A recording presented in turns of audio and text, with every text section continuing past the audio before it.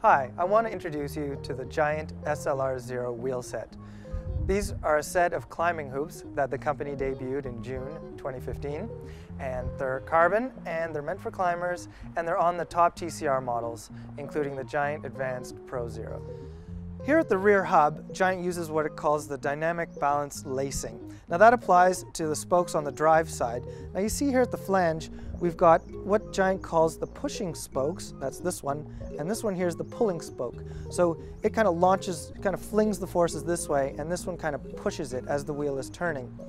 So what they've done to account for these different roles of the spokes is that the pushing one, the head connects a bit lower down in the flange, and it's at kind of a more closer to 90 degrees than, say, the pulling spoke. And the pulling spoke has a steeper angle, and it's actually in charge of like flinging the forces around to the rim. And it's to address the imbalanced forces that are at play here at the back of the wheel.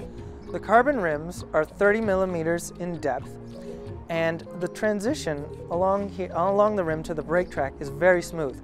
But the brake track, Giant actually spent some time on this. They say it has a high glass transition temperature of 245 degrees Celsius. It's around 100 degrees higher than industry standard. And what that number means is that it resists heat buildup here along the rim when you're braking. That means it'll perform better. And because of the way these are built, Giant is able to run a softer compound pad on the rim, so you get better braking modulation. A wheel gets much of its lateral stiffness from the bracing angle that's formed between the hub and the spokes.